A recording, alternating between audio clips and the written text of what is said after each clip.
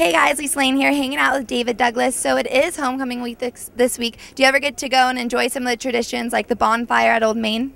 Yeah, I know a few of the guys get to go do that, and it's fun. You have former players, just graduates that have played for the team, and just overall just people that have gone to school that come visit. So it's fun. It's a good atmosphere.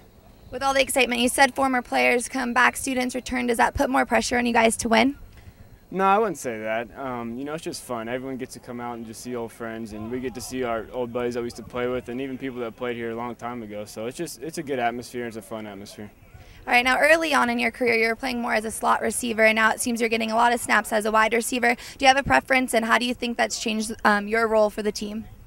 Yeah, this year I moved out to outside, and I like it out there. It's more of a different situation in the fact that you're dealing with more one-on-one coverage with the cornerbacks, and when you're playing inside, you're kind of reading out coverages like where to sit, and so it's kind of just more you got to go out and make plays out there, and I enjoy it, but any position's fun. Any position you're catching the ball, and all the receivers get balls in this offense, so it's a fun offense to play wherever you're playing at. Now, in some games, there's been a tend to be a lack of offense, and that's putting a lot more pressure on the shoulder pads of the defense. What do you guys think you need to start doing out there to move the chain, stay on the field a little longer, and take some of that pressure off?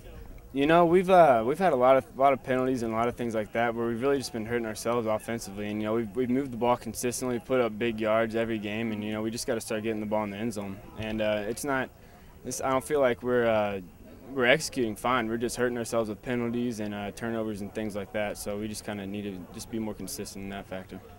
Last game you had one reception, but in weeks prior you were getting 4 to 7. Was that part of the game plan, or it just kind of happened that way?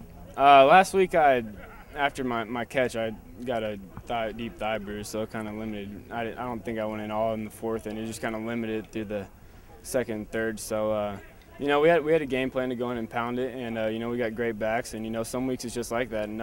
I think Travis had a lot of catches last week, and just how it goes. We got a lot of good receivers and a lot of people catching the ball, and it's just different weeks, different guys are gonna have those catches. So.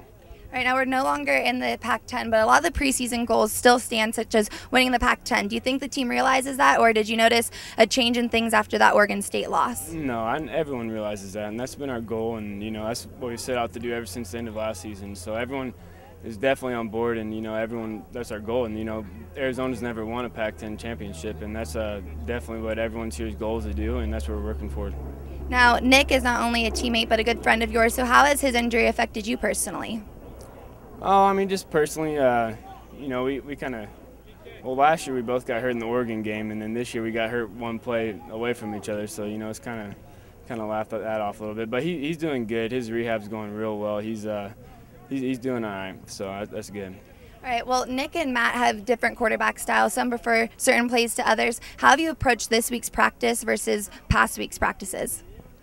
Oh, they're both great quarterbacks, and that's the thing. We got 3 quarterbacks that can really play, and this week the difference is they're different type of quarterbacks, but Matt can still throw the ball, and just like Nick's more athletic than people give him, so not too much has changed. Matt's a good runner and he can make plays on his feet, but we come out and we just had an exciting tried to come out here excited and just have a good week of practice.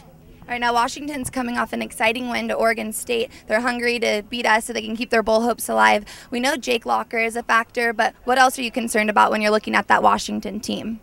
Oh, Washington, they play hard, and they're a good team. They got good athletes, and they've really kind of come along these last few games and gotten some big wins. And they're all around, they're very well coached, just play very hard, and they're a good team. So we got to come out ready to play just like we do every week. Every game.